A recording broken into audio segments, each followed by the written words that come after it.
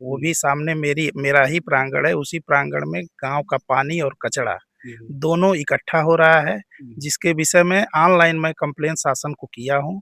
उस पर भी कोई समुचित कार्रवाई नहीं हुई, क्योंकि इसी लोगों की उदासीनता भी है और लोगों के प्रति जागरूकता की भी कमी है, समझ नहीं है। जैसे मान लीजिए, जिस तरह से अगर आप देखें, तो जिस तरह से पानी की किल्लत पूरे विश्व में होती जा रही है, गाँव में पानी यूज़ करने के प्रति लोगों की जागरूकता ही नहीं है कि कितना पानी हमको यूज़ करें, नीडफुल मेरे लिए है कि नहीं है, अनावश्यक हम पानी बहा रहे हैं। ये एक तरह से पानी का क्या, गाँव के बीचों-बीच में इतना बड़ा कचरा का भंडारण जो है, ये किसी न किसी रूप से बहुत बड़ी बीमारी को दावत भी देता है। आप अभी जैसे मई का महीना आएगा, अगर पूरी तरह से सूख जाता है, तो जिस तरह की बदबू इसमें से निकलती है, उस बदबू को आप बर्दाश्त नहीं कर पाएँगे और उससे क्या-क्या बीमारियाँ होती है, ये तो अब जिसको होगा या वो पकड़ में आएगा तब समझ में आएगा। नमस्कार दोस्तों, मैं हूं संतोष कुमार। आप देख रहे हैं बलिया टाइम। बलिया टाइम में आपका स्वागत है। आज हमारी मौजूदगी देवरिया में है और देवरिया में देखा जाए कि कुछ मैटर पे हम लोग बात करेंगे। हमारे फ्रेम में जो दिख रहे हैं शख्स को, इनका नाम अजय कुमार सिंह है और ये यही देवरिया के रहने वाले हैं। इनका समस्या है। समस्या से पहले हम कुछ कहना चाहते हैं कि हर गाँव में कुछ ना कुछ समस्या रहती है। समस्या को लेकर आए दिन हमेशा कोई थाने में एफआईआर होता है, कहीं तहसील में एफआईआर होता है, कहीं डीएम के यहाँ एफआईआर होता है। आइए हम इनसे जानना चाहेंगे कि आपका समस्या क्या है और क्या कहना चाहते हैं इस पे? जी सर, आपका नाम? मेरा नाम अजय सिंह है। मैं इसी ग्राम सभा देवरिया का रहने वाला हूँ और मेरी समस्या ये है कि मेरे ठीक घर के दरवाजे के सामने और मेरे ही प्रांगण में, वो भी सामने मेरा ही प्रांगण है, उसी प्रांगण में गाँव का पानी और कचरा दोनों इकट्ठा हो रहा है, जिसके विषय में ऑनलाइन मैं कंप्लेन शासन को किया हूँ।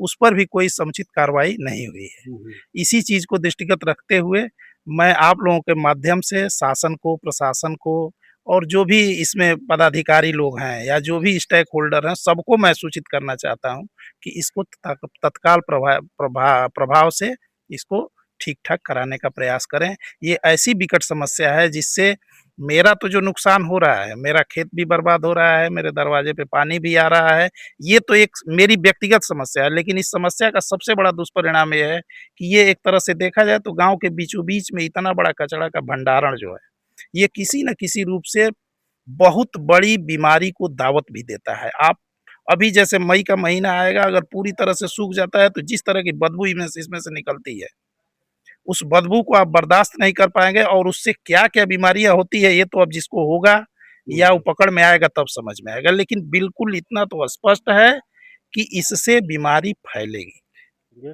और सफाई और बीमारी का जो इलाज है, वो तात्पर्य हम लोग करेंगे। क्या ये सब दिखने को गाँव में मिल रहा है?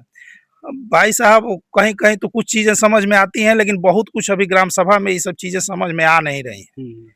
क्योंकि लोगों की उदासीनता भी है और लोगों के प्रति जागरूकता की भी कमी है, समझ नहीं है। जैसे मान लीजिए, जिस तरह से अगर आप देखें, तो जिस तरह से पानी की किल्लत पूरे विश्व में होती जा रही है, गाँव में पानी यूज़ करने के प्रति लोगों की जागरूकता ही नहीं है कि कितना पानी हमको यूज़ करें, नीडफुल मेरे लिए है कि नहीं है, अनावश्यक हम पानी बहा रहे हैं, उस पानी का क्या दुष्परिणाम होगा, हमको पीने के लिए पानी मिलेगा कि नहीं मिलेगा, बहुत सारी समस्याएँ हैं।